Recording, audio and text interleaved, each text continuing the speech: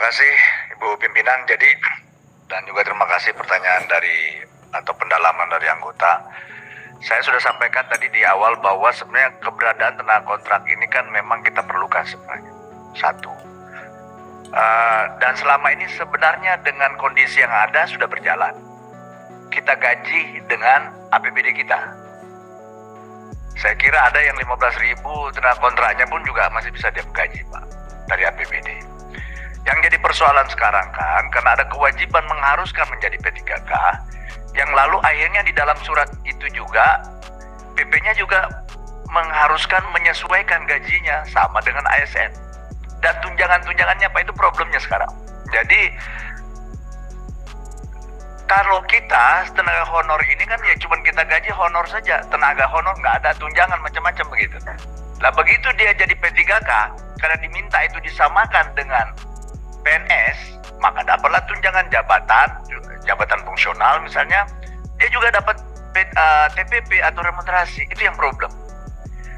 Nah kalau kita ditanya sekarang, kalau kami menghitung, Pak, kenaikan gaji kita sekarang ini, tenaga honor ini menjadi disesuaikan dengan standar daripada ASN itu naiknya 60-70%. Berarti kira-kira kita hanya bisa dengan uang yang sudah kita alokasikan selama ini untuk menggaji tenaga honor itu, kita hanya bisa mengangkat 30% secara keseluruhan.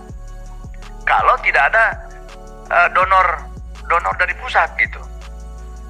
Kalau misalnya kepala daerah diberikan kewenangan, oke, P3K, tetapi standarnya pemerintah daerah yang nentuin, itu juga bisa sebenarnya. Tinggal kita atur. Statusnya P3K, gajinya sesuaikan dengan kemampuan daerah, itu bisa, Pak. Jangan semuanya diatur dari pusat, diatur aja tapi nggak dikasih duit, itu kan jadi problem buat kita. Karena selama ini sebenarnya sudah berjalan ini barang. Jalan saja nih barang, Pak. Dan karena memang kita butuh.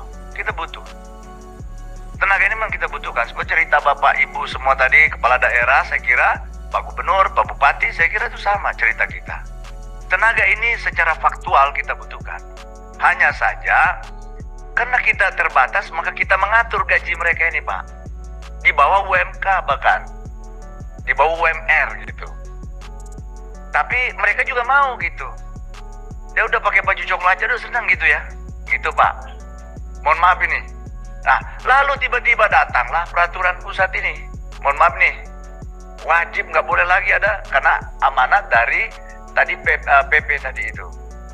Amanat PP mewajibkan bahwa 5 tahun setelah undang-undang ASN ini berlaku, maka tidak boleh lagi ada tenaga kontrak. Begitu. Tetapi dalam proses transisi 5 tahun itu tidak dibarengi dengan pengangkatan tenaga PNS pada saat itu. Pembukaan formasi sangat terbatas. Saya contohkan Tarakan, Pak. Tarakan itu pengangkatan PNS-nya kok nggak salah 2010 terakhir. 12 tahun yang lalu. Apa yang harus dilakukan oleh pemerintah daerah? Karena ada juga yang pensiun. Guru, tenaga kesehatan, tenaga umum lainnya banyak yang pensiun, Pak. Kan nggak bisa nggak diganti ini. Tapi nggak ada PNS-nya. Mau nggak mau, daerah membijaki dengan mengangkat tenaga honor. Tapi bunyinya dulu tenaga outsourcing. Nah kalau ditanya apa solusi berikutnya, sedang beberapa kita pikirkan, Pak. Jadi kami sendiri misalnya, saya ambil contoh di Tarakan. Udah kita pikirkan tenaga yang tidak tertampung nanti ini sebenarnya kami mensiasati menjadi tenaga outsourcing. Kami titipkan di perusahaan daerah begitu, uangnya kami titip perusahaan daerah, dia kerjanya di Pemkot dibayar oleh perusahaan daerah. Yang jadi problem karena yang boleh outsourcing hanya tiga tenaga itu. Supir, keamanan, kebersihan, cleaning service. Nah yang kerja di DLH, yang kebersihan nggak ada masalah. Aman pasti, kita bisa outsourcing internal atau kita titipkan di perusahaan daerah kita. Yang soal guru, tenaga kesehatan nggak bisa outsourcing, itu problemnya. Dibatasi. Pada penting gitu. Lalu nggak bisa diangkat PNS karena uang kita terbatas. Kita secara bertahap melalui tadi roadmap yang sudah kita susun juga, menunggu pensiun. Berapa pensiun? 100, kita angkat 100. Begitu, Pak. Tapi kan diatur juga nggak boleh gitu, itu jadi problem. Jadi kepala diikat, kaki diikat, di mana-mana diikat, jadi kita nggak bisa ngapa-ngapain gitu. Terus wajib, harus, itu aja bunyinya. Loh, sekarang kan bergolak nih di daerah. Kita kita sendiri konsentrasi kita pecah. Kita dalam situasi menangani pandemi COVID-19 harus ngurusi lagi kegaduhan baru begitu. Belum lagi persiapan pilkada, datang lagi KPU minta juga duit begitu kan. Semua minta duit begitu. Bawaslu minta duit. Pening lah ini kepala daerah. Duitnya itu juga begitu Pak. Jadi Pak, sebenarnya kalau dilaksanakan secara alamiah ini tidak ada masalah sebagai daerah. Kami bertanggung jawab Pak. Seperti tadi disampaikan bahwa karena kepala daerah, walaupun juga diakui mungkin ada yang tidak mulai kepala daerah. Ya seperti mohon maaf nih, tenaga guru itu yang ada dulunya diangkat melalui dana BOS. BOS itu ada di kepala sekolah yang angkat, bukan di kita. Tapi sekarang kan masukin juga tuh jadi P3K juga. Itu yang banyak tuh sekarang Pak. Guru-guru itu yang diangkat dari BOS-BOSnya, dana BOS dulu. Dana BOS diangkat, sekolahnya mengangkat karena ada duitnya, 30% boleh dipakai untuk honor, angkatlah dia guru. Tadinya itu hanya kepala sekolah, terus naik jadi kepala dinas, terakhir wali kota diminta bantuan. Diminta bantuan buat SK. Karena kalau tidak dibuatkan SK-nya wali kota, sertifikasinya nggak keluar. Kasihan lagi kita gurunya, uangnya ada katanya. Nah tinggal wali kota nih minta tolong dibuatkan SK-nya, tak bikinkan lagi. Nah itu yang dipakai sekarang tuh. Sekarang saya kan wali kota nih, itu Pak. Jadi Pak, kalau kami ditanya, kalau tetap alamiah gajinya seperti saat ini, cuma namanya berubah jadi P3K, siap, kami siap menerima semuanya. Kita siap menggaji dengan kekuatan APBD yang ada.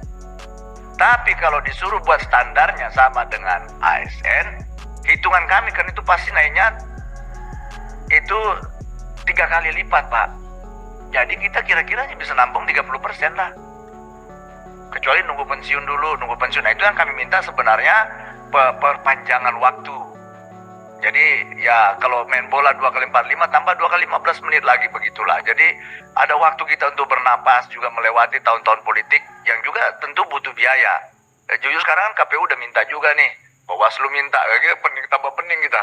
Gitu. Belum lagi masalah pandemi, ada lagi refocusing 2% untuk mengatasi inflasi kan.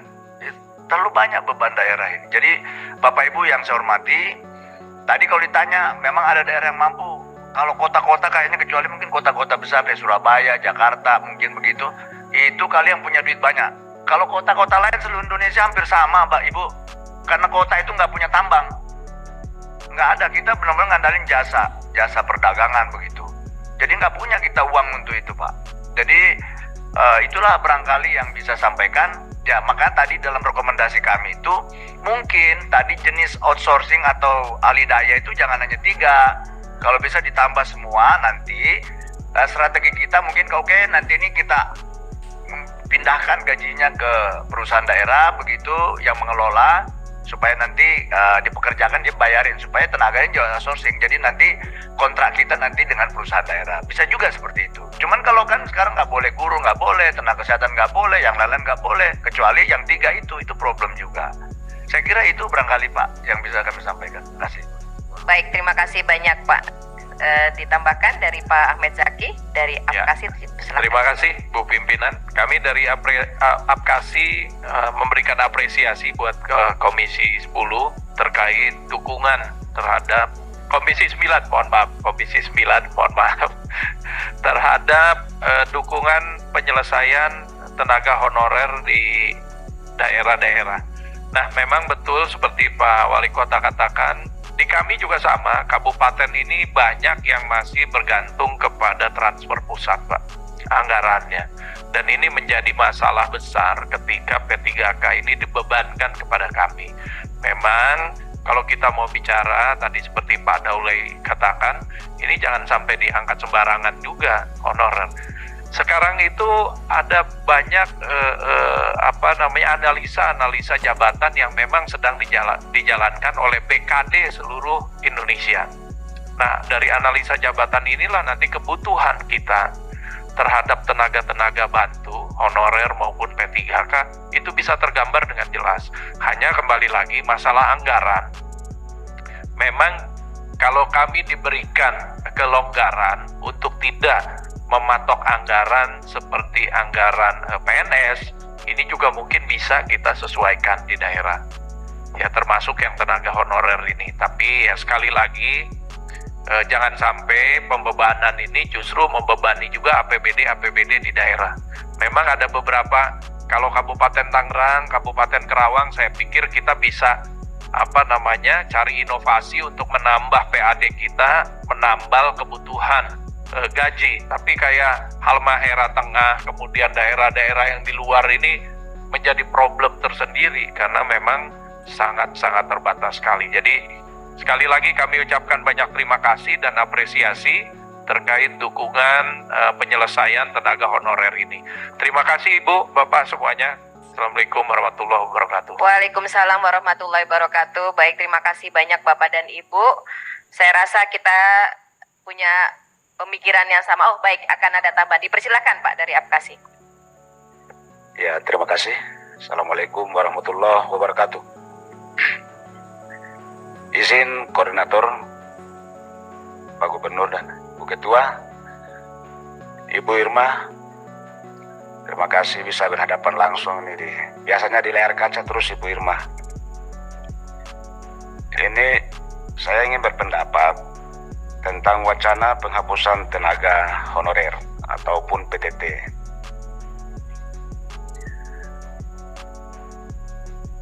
Saya menyarankan kepada Komisi 9 untuk bicara dengan pemerintah, Kementerian Dagri dan PNRB untuk hentikan wacana penghapusan.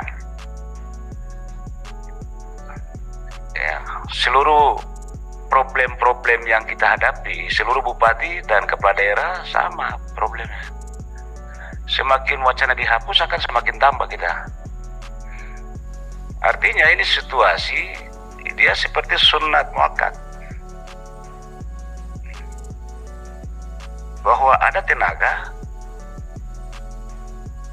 yang tidak bisa kita abaikan. Contoh-contoh sudah disampaikan, kasus-kasus tenaga kesehatan. Kemarin di masa pandemi itu kita buat kebijakan sesuai dengan arahan pemerintah. Itu 30% loh. Dari dana transfer itu kan dialihkan untuk semua gitu. Dan yang mengatasi soal-soal itu tenaga kita di lapangan itu, tenaga honorer. Apalagi daerah minor, tenaga kerja ASN seperti kami yang di daerah-daerah yang ya katakanlah yang di jauh dari pusat negara ini. Jadi cara pandang, asumsi, berpikir tentang bagaimana menghilangkan itu susah. Saya ibaratkan seperti berenang dari muara menuju hulu sungai. Jadi menteri ini akan dia kerja, ini terus ini berpikirnya, agak susah ini. Ya, saya memberi solusi. Komisi 9 turut memperjuangkan kepada Menkyu yang tadi disampaikan oleh Ibu Irma, yang memperbanyak anggarannya ke daerah. Salah satu visi daripada Jokowi, Pak Presiden kita, ia membangun dari kawasan-kawasan pinggir, dari timur, dari pinggiran, dari desa. Ini ujung tombak ini. Yang menjadi problem untuk penghapusan, kemudian membuat satu kebijakan yang namanya P3K, tapi penentuan kelulusan ketika tahun kemarin dan kami protes besar-besaran di rapat Apkasi, itu ya menentukan kelulusan itu dari Menpan ARB. Sementara kita yang tahu masalah. Yang kedua, untuk mutasi dan lain-lain ditentukan oleh Menpan ARB. Ya, seperti istri dan ramil ataupun koramil, atau petugas vertikal yang datang dan bertugas, kemudian lulus, ikut suaminya lagi, tidak bisa dipindahin. Jadi kewenangan untuk mutasi dan lain-lain, ini barang-barang kecil, nggak usah diurus oleh Jakarta. Kita yang lebih tahu tentang rasio guru, kesehatan, ketenaga kerjaan di daerah kita. Bagaimana diatur oleh Jakarta lagi? Terkecuali memang tiap hari dia online di daerah terhadap masalah ini. Jadi saya minta untuk memberi salah satu rekomendasi dari komisi ini kepada Menteri untuk ini ditiadakan lagi menjadi urusan pemerintah di pusat terhadap mutasi dan lain sebagainya. Yang berikut tentang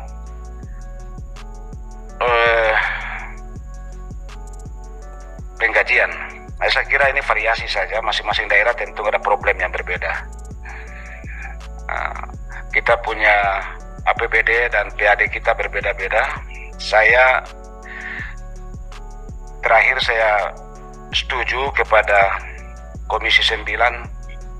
Ibu Irma tadi sudah betul bahwa segera dilakukan, hampir dipatahkan terhadap pandangan dari Menteri Pan-RB terhadap rumusan kebijakan untuk menghilangkan honorer ataupun tenaga PTT di daerah. Saya kira tinggal bagaimana kepala daerah menyesuaikan kemampuan anggarannya. Kita ini pejabat negara di daerah juga mengerti.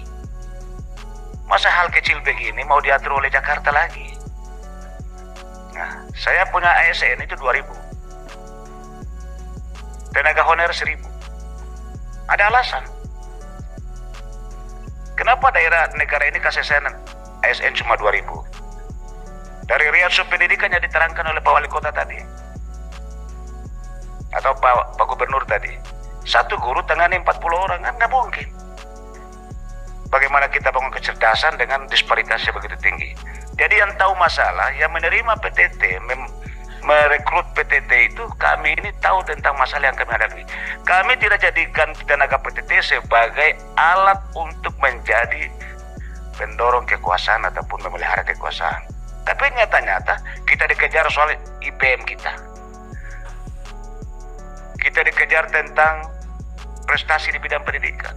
Kita dikejar bagaimana mengangkat harkat dan martabat masyarakat di soal kesejahteraan kesehatan. Sementara ruang ini tidak diberikan oleh Jakarta, ini bisa. Ya, kita punya fungsi-fungsi yang berbeda. Orang Jakarta atau pemimpin kita di Jakarta mengurus tentang regulasi secara nasional, kita mengurus hal-hal kecil di daerah yang dalam rangka untuk kepentingan bersama seperti yang kita bicarakan. Akhirnya apa? Semua terbentur ini tahun pemilu. Kenapa bicara tahun pemilu dengan soal-soal PTT ataupun honorer? Kalau ini sesuatu yang menjadi tuntutan negara harus dihilangkan. Nggak bisa. Kalau memang betul-betul karena kondisi keuangan negara, ya dihilangkan. Tapi kemudian kita bicara tentang benturan politik karena situasi politik. Ini berarti kita bermain di dalam dua gendang yang berbeda. Jadi makan kita mati, tidak makan. Nah, jadi saya kira hal kecil kasih di daerah aja yang ngurus, Ibu Irma. Dan abang-abang kita yang ada di sini. Ya hal-hal kecil ini barang kecil, bukan barang besar. Yang barang besar itu Jakarta ini yang ngurus. Barang kecil ini diserahkan. Kami ini juga dipilih oleh rakyat dan tanggung jawab juga. Masa hal begini ditarik lagi di Jakarta yang ngurus. Saya kira cukup dari saya. Terima kasih. Assalamualaikum warahmatullahi wabarakatuh. Waalaikumsalam warahmatullahi wabarakatuh. Terima kasih Pak Bupati Halmahera yang luar biasa memberikan masukan-masukannya juga untuk kita semua. Baik Bapak dan Ibu,